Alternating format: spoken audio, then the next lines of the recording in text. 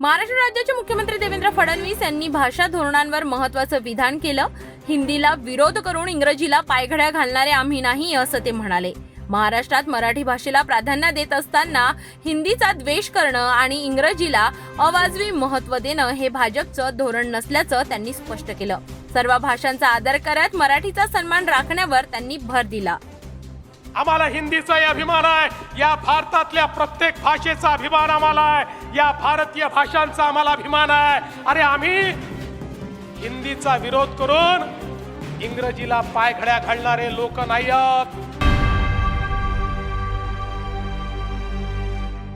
राज्यात राजकीय वर्तुळात मोठी बातमी समोर येत आहे। मुख्यमंत्री देवेंद्र फडणवीस यांनी फेक नरेटिव्ह करणारी फॅक्टरी असून संपलेली नाही असं सूचक विधान केलं।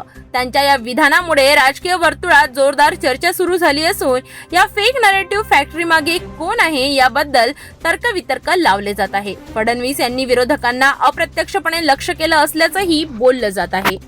फेक नरेटिव्ह तयार करणारी फॅक्टरी अजून संपलेली नाही। वेगवेगळ्या पद्धतीनं ही फॅक्टरी काम करते। लोकसभेच्या आधी संविधानाचा विषय मांडून या फेक नरेटिव्ह फॅक्टरीने एक यश मिळवलं, पण त्यानंतर त्यांचं ते यश आपण हिरावून घेतलंय।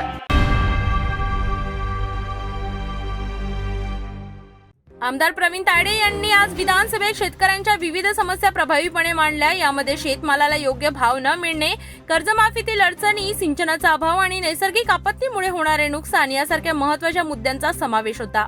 शेतकऱ्यांच्या हितासाठी सरकारने तातडीने उपाययोजना कराव्यात अशी मागणी आमदार तायडे यांनी केली। त्यांच्या या भूमिकेमुळे शेतकरी वर्गात समाधानाचे वातावरण आहे। शासनाला आपल्या माध्यमातून विनंती करतो की ऑनलाईन प्रक्रिया ची तारीख वाढवून शेतकऱ्यांना मदत करावी। सध्या महाराष्ट्राच्या राजकीय वर्तुळात सरकारचा लाडका कंत्राटदार हे प्रकरण चांगलेच गाजत आहे।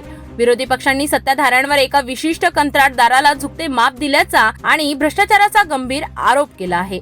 या प्रकरणी विरोधकांनी अधिक आक्रमक भूमिका घेतल्याने येत्या काळात सरकारला यावर स्पष्टीकरण देणे भाग पडणार असल्याचे चित्र दिसत आहे।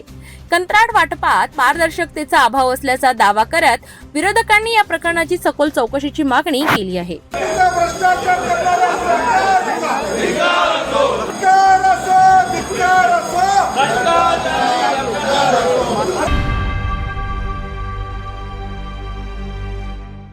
आमदार संजय खोडके यांनी विधान परिषदेत राज्यातील होमगार्ड जवानांच्या विविध मागण्या मांडल्या आहेत। यामध्ये होमगार्ड्स यांना मिळणारे तुटपुंजे मानधन आणि सेवेत कायमस्वरूपी न करणे अशा विविध मुद्द्यांचा समावेश होता।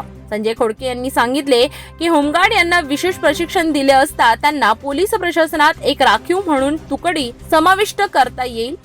या बाबतीत सरकारने विचार करावा असा एक सूचनात्मक विषय आज आमदार संजय खोडके यांनी विधान परिषदेत मांडला। मोठा वर्ग आपला गार्डमध्ये जातो आणि त्यांना ट्रेनिंग देऊन त्यांना मानधन वाढवून त्यांच्या रिझर्वेशन जे आहे पुन्हा पोलीस भरतीमधलं ते जरी वाढवलं तर बराचसा प्रश्न ताण कमी होईल।